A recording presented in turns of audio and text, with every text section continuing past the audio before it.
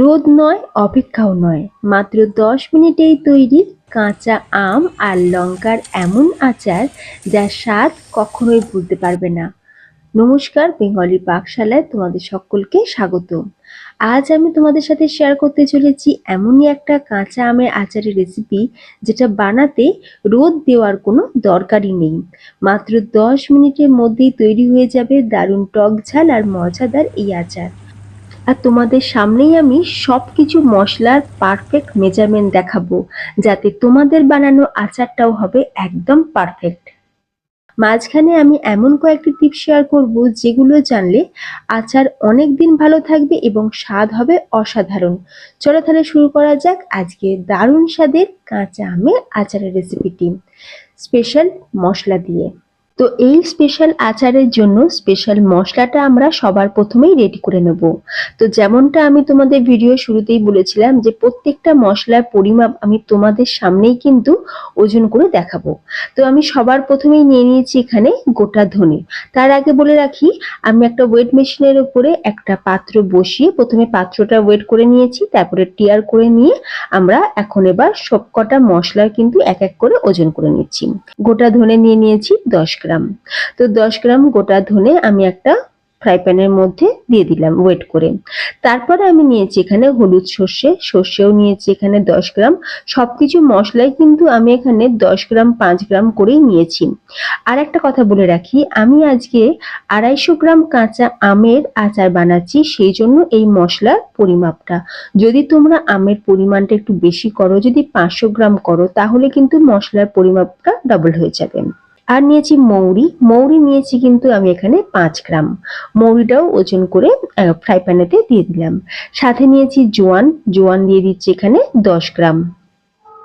সবকিছু মশলা যদি পারফেক্ট পরিমাপ করে আচার বানানো যায়, তাহলে কিন্তু এই আচারের ফ্লেভার আর স্বাদ দুটোই কিন্তু দারুণ আসে।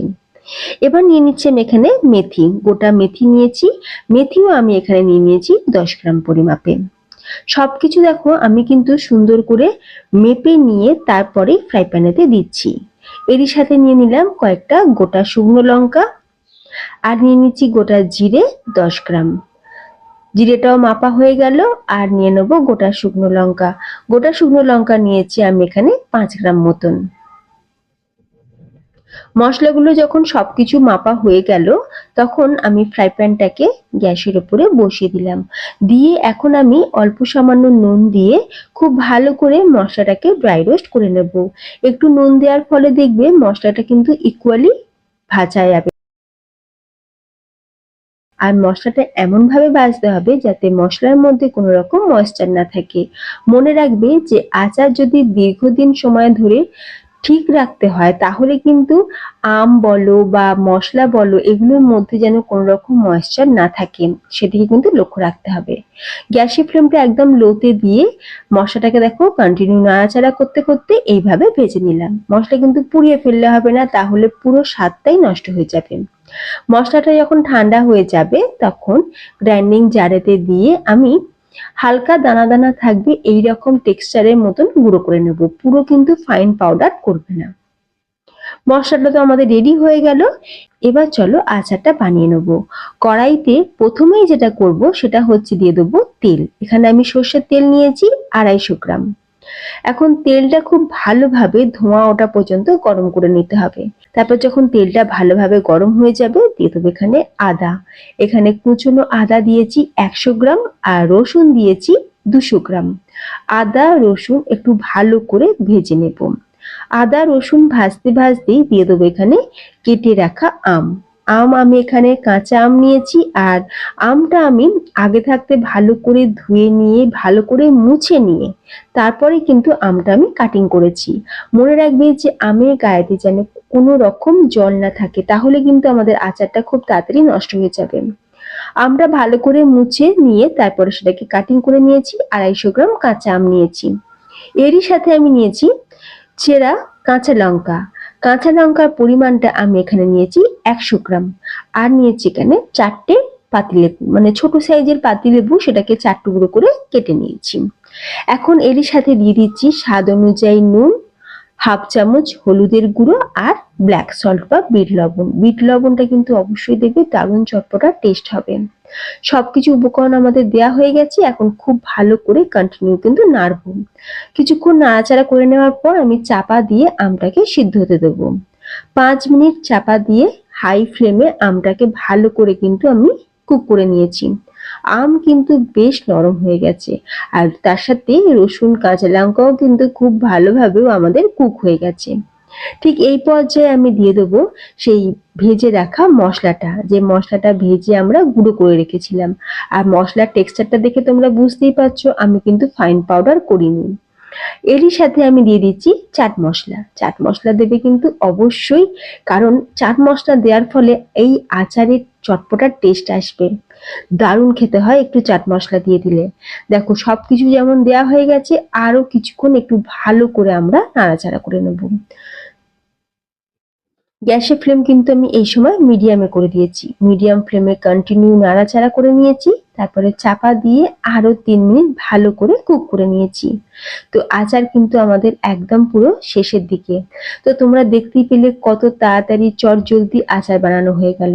এই আচার একবার বানিয়ে তোমরা 1 বছর সংরক্ষণ করতে পারো, রোদে দেওয়া ঝামেলা ছাড়াই। এমনিতেই কিন্তু গরম পড়তে না পড়তেই অনেকেই কিন্তু কাঁচা আম দিয়ে আচার অলরেডি বানিয়ে নিয়েছো। যারা এখনো বানাওনি বা হয়তো এটাও ভাবছো যে যেহেতু বৃষ্টি শুরু হয়ে গেছে এখন কি আর আচার বানালে সেটা কি আর ভালো থাকবে, কারণ আচারকে তো রোদে দিতে হয়, এটা আমরা সবাই জানি।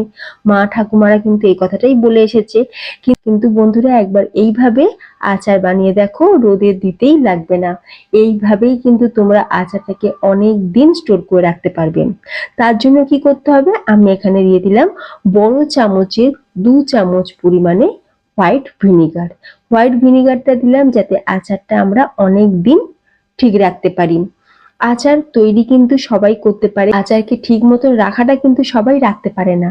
অনেকেই কি করে, আচার তৈরির পর আচারটা যে পাত্রে রাখবে সেই পাত্র কিন্তু একদম পুরো শুকনো হতে হবে, যাতে পাত্রের গায়েতে এতটুকুও জল না থাকে। আচার যখন আমরা খাবো মানে সার্ভ করার সময় যে স্পুন দিয়ে আমরা আচারটা বার করব সেই স্পুনটাও যেন একদম পুরো ড্রাই থাকে, কোনো রকম যেন জল ভাব স্পুনের গায়েতে লেগে না। এই ছোট ছোট জিনিসগুলো মেনটেন করলে দেখবে আচার কিন্তু অনেক দিন পর্যন্ত ভালো থাকবে। আরো একটা টিপস বলে দিই, আচার যে পাত্রে রাখবে সে যতটা আচার ততটাই কিন্তু তেলটাও থাকতে হবে, তাহলে কিন্তু আচার অনেক দিন ভালো থাকে। আমি একটা কাঁচের বোলের মধ্যে আচারটাকে তুলে নিলাম। তো ঠান্ডা হয়ে গেলে আমি এটাকে বয়ামে ভরে নেব, মানে কাঁচের বয়াম। আর আচারটা তৈরি হওয়ার সাথে সাথেই কিন্তু কখনোই খাবে না, মানে খেলে সেরকম স্বাদ পাবে না। আচারটাকে 2 থেকে 3 দিন রেখে দেবে, তারপরে সার্ভ করবে। রুটি পরোটার সাথে দারুণ লাগে খেতে, আর কিছু কিন্তু লাগবেও না, শুধু এই আচারটা দিয়েই কিন্তু তোমরা পরোটা বা রুটি খেতে পারবে অনায়াসেই। তো ফ্রেন্ডস, তোমাদের কেমন লাগলো আজকের এই রোদে দেওয়া ঝামেলা ছাড়াই সিক্রেট মশলা দিয়ে তৈরি আচারের রেসিপি? অবশ্যই কমেন্টে জানিও। ভালো লাগলে কিন্তু বাড়িতে একবার হলেও বানিয়ে দেখো। চাইলে তোমরা কোয়ান্টিটি কম করতে পারো, কিন্তু আমি বলবো যে একবার হলেও বানিয়ে দেখো, কারণ রোদে দেওয়ার কোনো ঝামেলাই নেই। আর আচার দেখবে একটু বানানো থাকে, সকালের টিফিনে 2টো পরোটা এই আচার দিয়ে কিন্তু অনায়াসে খেয়ে নেওয়া যাবে। তাই ভিডিওটা সেভ করে রাখো। আর আচারের রেসিপিটা ভালো লাগলে লাইক শেয়ার করতে যেমন ভুলো না, তেমনি যদি চ্যানেল নতুন বন্ধু হয়ে থাকো তাহলে প্লিজ চ্যানেলটি সাবস্ক্রাইব করে পাশে থাকা বেল আইকনটা প্রেস করে রাখবে। তাহলে ফ্রেন্ডস আজ আসি, দেখা হবে নতুন কোনো রেসিপির সাথে। ভালো থাকবে, ধন্যবাদ।